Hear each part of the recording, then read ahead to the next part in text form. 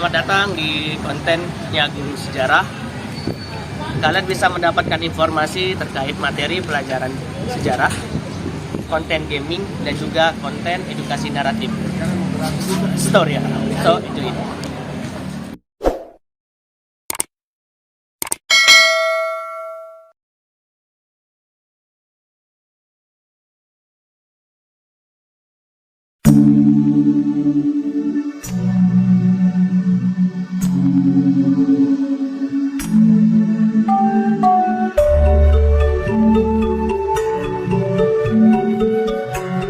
Pada zaman dahulu, di suatu pagi dengan hembus angin yang sejuk di daerah Tumapel, tiba-tiba terlihat seorang pemuda yang tergeletak tidur di teras rumah. Tak lama kemudian, laki-laki tua menghampirinya. Hei nak, bangunlah. Mengapa kau tertidur di sini? Apa yang terjadi padamu? Maaf Tuan, saya ketiduran di sini. Semalam saya mau berat dan saya tidak ingat apa yang terjadi semalam. Perkenalkan, nama aku Logawe. Sebelum itu kita masuk ke rumahku dahulu ya. Ya, perkenalkan, nama saya Ken Arok. Ayo.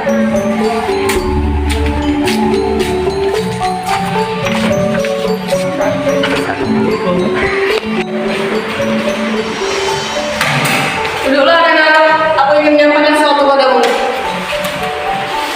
Perihal apa ini Tuan? Aku sering mendengar namamu. Kau adalah pemuda yang gagah dan berani. Tapi aku sering mendengar sifat burukmu juga. Jika kau ingin berubah, aku akan membantumu. Aku menyiapkan tempat yang baik untukmu. Di manakah tempat itu Tuan? Di tempat itu, engkau akan mengabdi kepada Tunggul Amatung dari pemimpin dari daerah Tumapel. Dia sedang mencari pasukan ksatria. Aku yakin kau akan diterima di situ. Bagaimana kau bisa yakin itu Tuan? Jangan panggil aku Tuan, panggil saja Paman, biar lebih akrab. Baik Paman. Keesokan harinya, Logawe mengajak Ken Arok ke Tumapel untuk diperkenalkan kepada Tunggul Ametung. Ketika hamba sudah membawa prajuritnya Paduka Indra menjadi pengawal pribadi Paduka. Namanya adalah Ken Arok. Suatu kehormatan jika Paduka menerima amal sebagai pengawal pribadi Paduka. Aku memang sangat membutuhkan pengawal pribadi dan kau jangan khawatir, Ken Arok. Logawe adalah orang terpercayaku. Aku sangat percaya dengan diriku. Maka akan kau pilihkan dia sebagai pengawal pribadi. Kang Dedes, istriku, kembalilah. Ia kata tunggu sebentar. Ya udah dulu bisa mengikut Adinda. Perkenalkan Kang Arok, ini istriku Kang Dedes. Perkenalkan Kang Dedes, ini pengawal baruku Kang Arok. Sekelompok Dayang tidak sengaja melihat Ken Arok sedang Dedes dengan khusyuk dari kejauhan. Lihatlah, sedang apa sih si tampan itu? Kau benar sedang apa? Kan Arok mengamati Ken Dedes dengan tatapan seperti itu. Lihatlah, sesekali ia tersenyum memandang sang mulia. Saya sepertinya jatuh cinta kepada yang mulia Ken Dedes. Aduh, sudahlah, berhenti saja. Ini bukan urusan kita, lebih baik kita kembali ke dapur. Beberapa hari kemudian Ken Arok menemui Pugandring, seorang pengrajin keris terkenal di Tumapel. Ki, aku hendak memesan keris darimu. Buatkanlah aku keris sakti yang pernah kau buat dan aku bayar berapapun itu. Baiklah anak muda, aku akan membuatkan engkau keris sakti di jagat raya ini. Tapi akan membutuhkan waktu yang lama, sekitar 5-6 bulan.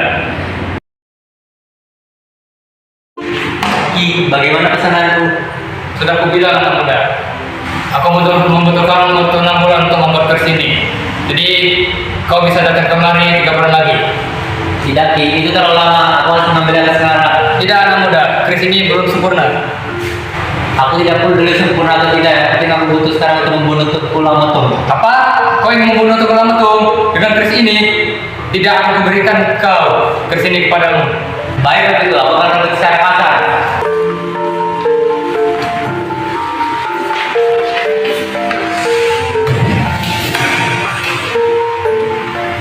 Pugandring pun meninggal. Lalu Ken Arok meninggalkan jasadnya yang terkujur kaku sendirian sebelum ada yang melihatnya.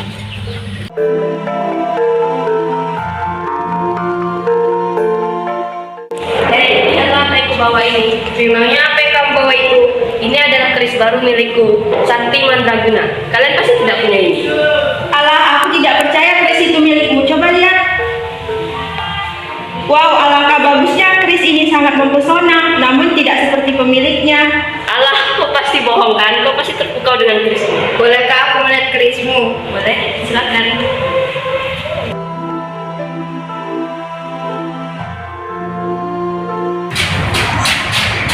Kata apa yang kau lakukan pada suamiku, Ken Arok?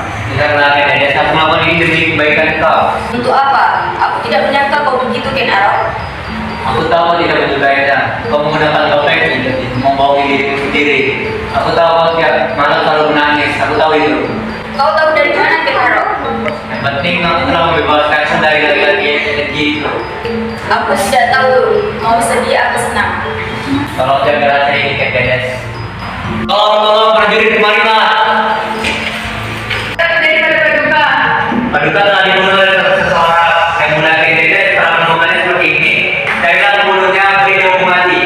Lantas apa yang bisa kami lakukan? Sedangkan kami tidak tahu siapa membunuhnya. Keris ini, ya. Carilah orang yang memakai keris ini. Sepertinya dia buru-buru hingga meninggalkan bukti ini. Sepertinya keris itu tidak asing bagi saya. Ya, itu keris kebo hijau. Kemarin dia memamerkannya. Kau yang tidak membunuhnya. Ya, saya sangat yakin kemarin dia memamerkan di kerumunan orang-orang di istana. Ken Arok akhirnya menikah. Ken Arok naik tahta menggantikan Tunggul Ametung. Beberapa tahun kemudian, Tumpel yang dipimpin oleh Ken Arok mengalami kemajuan. Kaum Brahmana merasa harus bekerja sama dengan Ken Arok untuk meruntuhkan kerajaan Kediri. Rencana penyerangan pun mulai diagendakan. Setelah melakukan penyerangan, akhirnya kerajaan Kediri dapat dikalahkan. Tumapel pun melepaskan diri dari kerajaan Kediri dan berkembang menjadi kerajaan yang dikenal dengan nama Singosari. Anak dari Ken Dedes mulai beranjak dewasa yang bernama Anusapati. Anusapati merasa Ken Arok pilih kasih. Ken Arok lebih menyayangi adiknya Tohjaya. Ibunda, mengapa Tohjaya lebih disayangi ayah daripada aku? Aku mendengar dari orang-orang kalau aku bukanlah anak kandungnya. Apakah benar, Ibunda? Benar nak, ayah kandungmu meninggal ketika kamu dalam kandungan. Ibu tidak memberitahumu karena itu lebih baik. Jadi benar yang dikatakan orang-orang. Mengapa ayah bisa meninggal, Ibunda? Ayah kandungmu dibunuh oleh seseorang nak. Mengapa Ibunda diam? Siapa pembunuhnya? Baiklah anakku, mungkin sudah saatnya kamu tahu orang yang membunuh ayahmu adalah Ken Arok. Benarkah, Ibunda? Maaf nak, maafkan ibunda baru mengatakan sekarang. Parah, aku tidak akan membiarkan dia hidup dengan tenang. Dia harus membayar mahal apa yang telah dia lakukan. Ada apa pangeran memanggil saya? Kau mau emas ini? Ini beneran untuk hamba pangeran. Ya, ini untukmu, tapi ada satu syarat. Apa syaratnya pangeran? Kau harus membunuh Ken Arok untukku. Mengapa pangeran ingin hamba membunuh Paduka Raja? Sudah lakukan saja. Kau sering diperlakukan tidak baik oleh Ken Arok. Baiklah pangeran, saya tunduk. Ini keris untukmu. Kau harus bunuh Ken Arok. Setelah kau membunuhnya, temui aku di gudang dan seluruh emas untukmu. Mana makanan untuk Paduka Raja? Jadi pangeran. Biar aku yang mengantarkan ini. Ayanda, ini makananmu. Terima kasih, Anusapati. Mengapa kau yang mengantarkannya? Jadi aku ingin bertemu ibu, kira ibu bersama Ayanda. Tidak, dia sedang keluar. Baiklah Ayanda, aku pergi dulu. Baiklah Ki Pangalasan, sekarang lakukan tugasmu. Aku akan mengalihkan seluruh orang-orang di istana. Baik pangeran. Maafkan hamba yang mulia.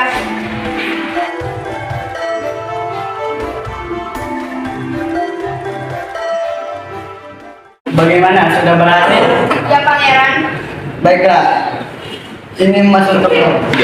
Baiklah pangeran, terima kasih. Ini pangeran kerisnya. Baiklah, senang bekerja sama denganmu. Pengalasan terpesona dengan emas dan perhiasan yang ia dapatkan. Tanpa diduga, Anusapati menusuknya dari belakang. Anusapati pun naik tahta menjadi raja menggantikan Ken Arok. Namun Tohjaya tidak setuju. Hei Anusapati, dengar, kau tidak pantas menjadi raja. Karena aku adalah anak kandung dari Ken Arok. Tidak, kau tidak pantas memimpin Singosari ini.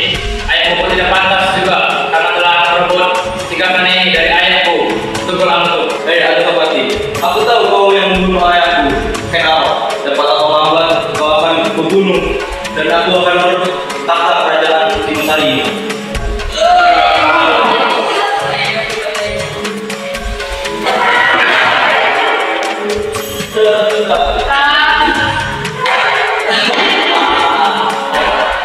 Tohjaya pun berhasil membunuh Anusapati. Tohjaya naik tahta menjadi raja menggantikan Anusapati yang sudah meninggal. Namun tak berlangsung lama sebab banyak mendapat protes dari warga dan elit istana. Akhirnya kursi kepemimpinan diduduki oleh Ranggawuda.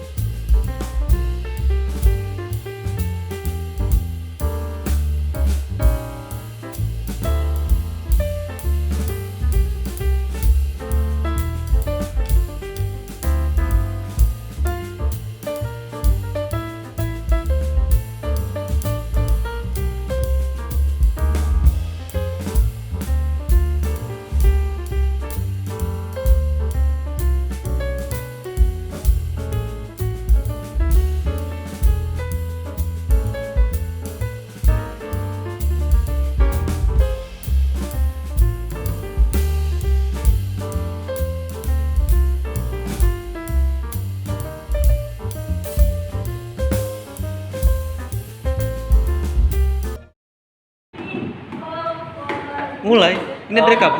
Ini lagi direkam. Guys. Iya kan?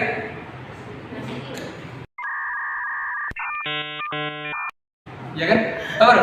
Oh.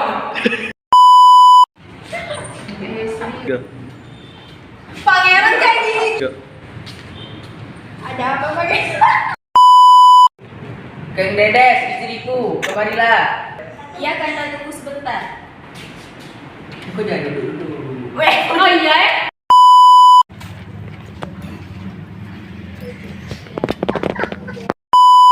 Arok, perkenalkan, ini Adinda, suami Tidak, kau tidak pantas menjadi raja. Ayahmu pun. Tidak, kau tidak pantas membisikkan. Tidak, kau tidak pantas menjadi pemimpin Singosari ini. Ayahmu pun tidak pantas juga karena telah merebut Singosari. Dengar Anusapati. Oh dengar? Perkenalkan, Kang Dedes. Aduh.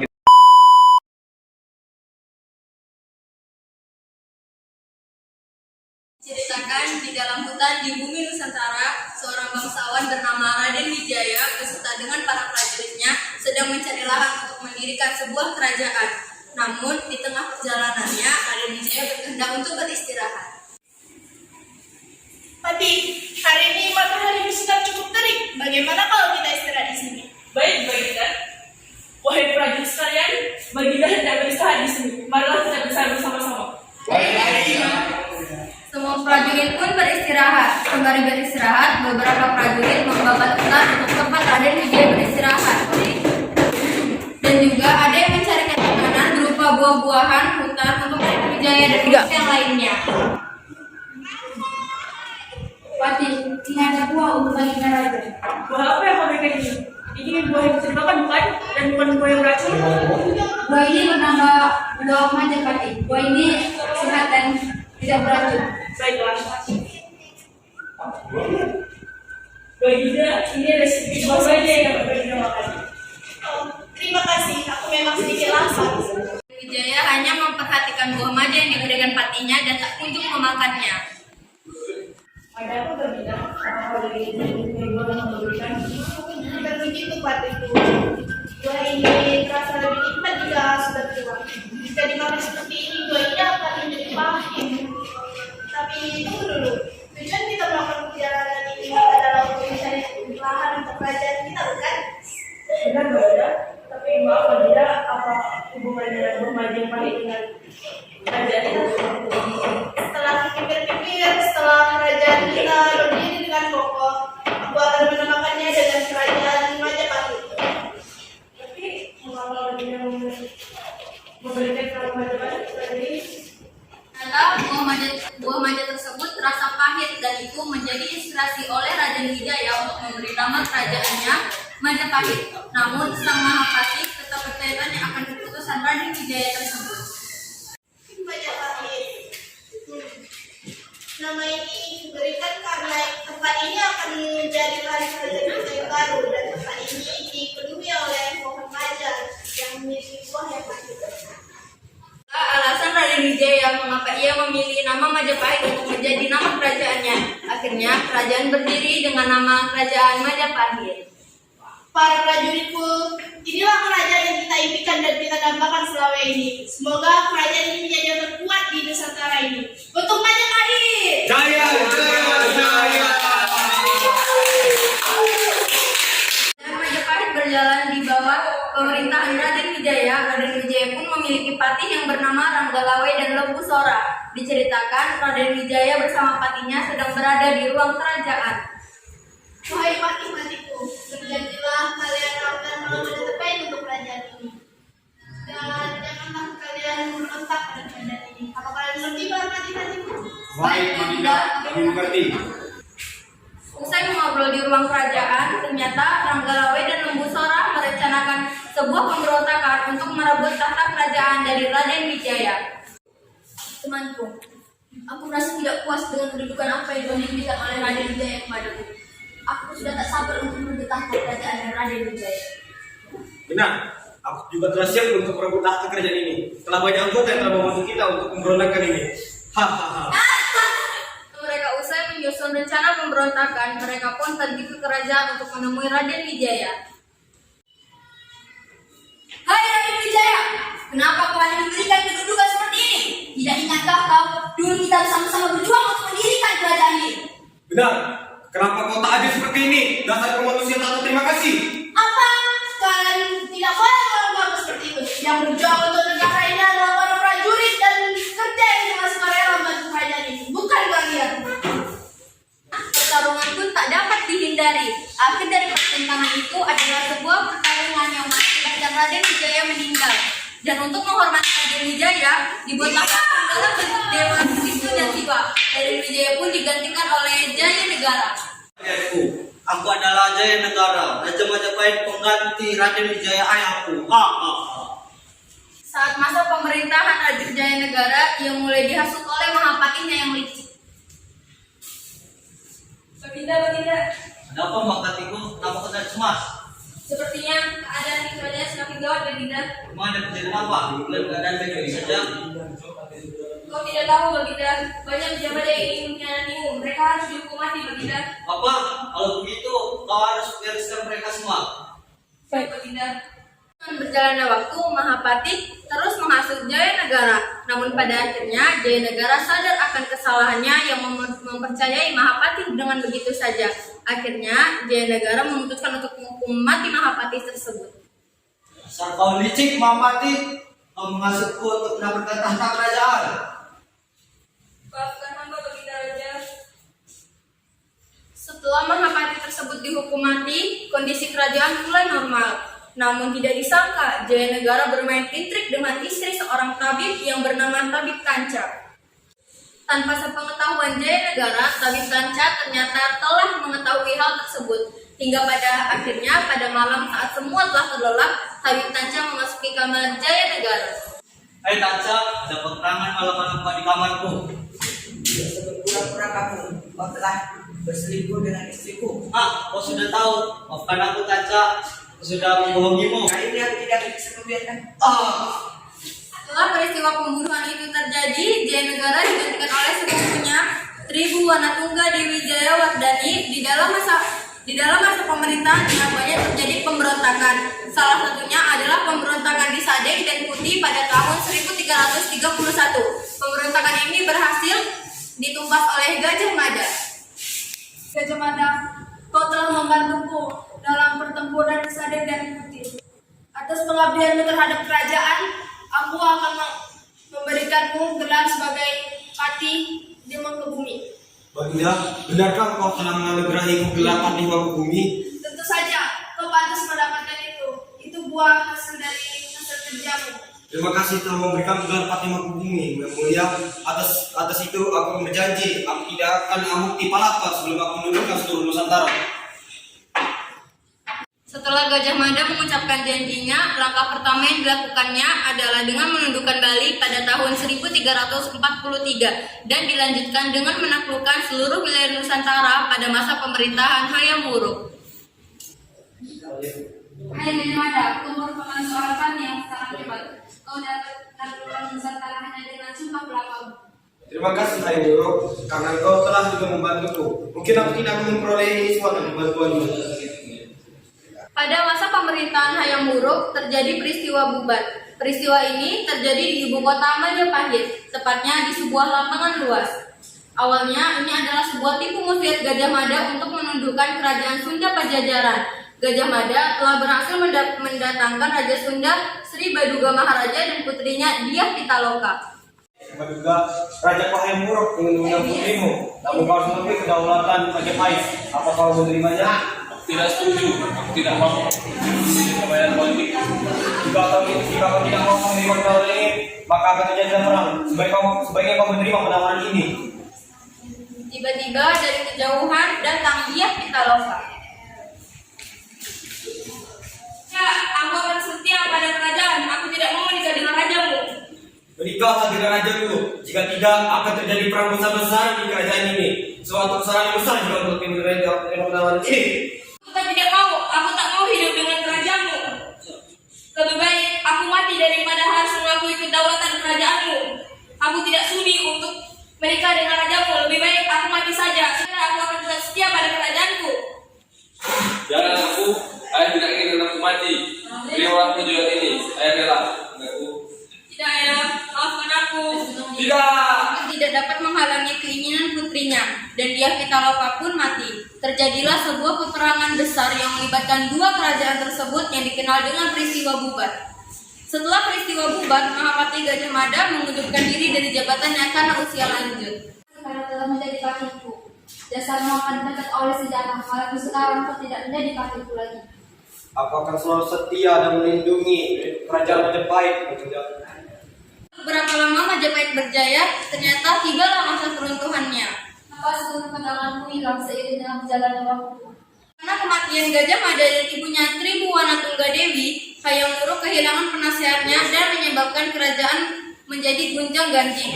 Persaingan dan intrik politik di antara keluarga kerajaan pun menjadi setelah Hayam Wuruk meninggal pada tahun 1389. Mardani, sebaiknya kaulah yang pantas menjadi raja, bukan dia. Tidak kakak, bukan untuk tidak menjadi raja, tapi aku belum siap untuk menjadi raja dari kerajaan ini. Apa? Kau tidak siap? Istriku, jika kau tidak siap menjadi raja, biarkan aku yang menggantikanmu. Tidak sekali kau mengatakan itu. Yang patut menjadi raja adalah adikku. Kemarahan Bire Wirabui semakin tak terbendung lagi setelah Wikramawardhana menyerahkan kekuasaannya kepada Suhita anaknya. Dan akhirnya terjadilah peperangan di antara mereka yang disebut Perang Parekrek yang mengakibatkan terbunuhnya Wirabumi dan secara tidak langsung menyebabkan semakin melemahnya kerajaan Majapahit serta timbullah benih balas dendam di kalangan keluarga kerajaan. Dengan melemahnya kerajaan Majapahit terjadilah penyerangan oleh pasukan kerajaan Islam Demak pimpinan Raden Pata yang menyebabkan keruntuhan Majapahit.